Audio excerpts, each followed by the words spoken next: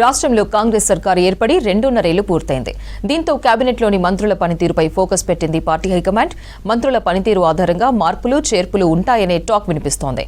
June 2 తర్వాత పలు శాఖల్లో మార్పులు ఉండొచ్చనే ప్రచారంతో మంత్రులకు జూన్ ఫీవర్ పట్టుకుంది.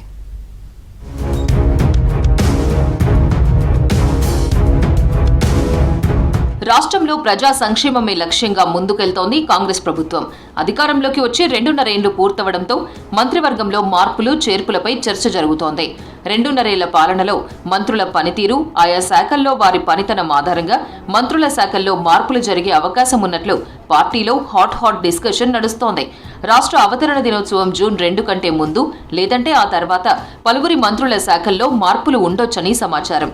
ప్రస్తుతం సెక్రటేరియట్లో ఏ మంత్రి ఛాంబర్కు వెళ్లినా శాఖల మార్పుపైనే చర్చ నడుస్తోంది.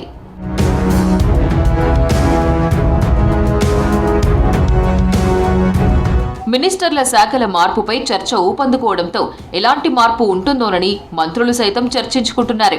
ఇప్పటికే ప్రభుత్వం ఆయా శాఖల వారీగా వారి పనితీరుపై ఓ రిపోర్ట్ను రెడీ చేసినట్లు తెలుస్తోంది. ఆయా మంత్రుల పనితీరు రిపోర్ట్ ఆధారంగా మార్పులు చేర్పులు జరిగే అవకాశం ఉన్నట్లు సమాచారం. ఇప్పటికే ప్రాధాన్యత ఉన్న శాఖలకు సంబంధించిన మంత్రులు తమకు అవే శాఖలు ఉండాలని కోరుకుంటున్నట్లు తెలుస్తోంది.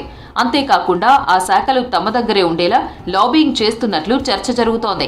ఇక అంతగా ప్రాధాన్యత లేని శాఖలకు సంబంధించిన మంత్రులు మాత్రం తమ శాఖను మార్చితే బాగుంటుందనే అభిప్రాయం వ్యక్తం చేస్తున్నారు.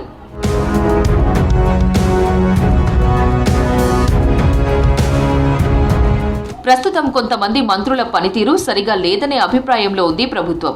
మంత్రుల దగ్గర ముఖ్యమైన శాఖలు ఉన్నప్పటికీ ప్రజల వ్యతిరేకత, కొన్ని ఆరోపణలు వస్తున్నాయి. దీంతో ఆయా మంత్రుల శాఖలు మారే అవకాశం ఉందనే టాక్ వినిపిస్తోంది.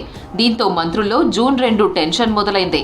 ఎవరి బెర్తులు ఉంటాయో, ఎవరి పదవులు ఊడుతాయో తెలియక లోలోపల టెన్షన్ పడుతున్నట్లు ఆ శాఖల్లో చర్చ జరుగుతోంది.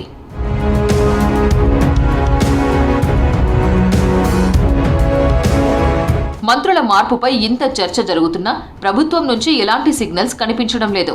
మంత్రిత్వ శాఖల మార్పుపై సీఎం రేవంత్ ఎలాంటి నిర్ణయం తీసుకుంటారనే ఉత్కంఠగా మారింది.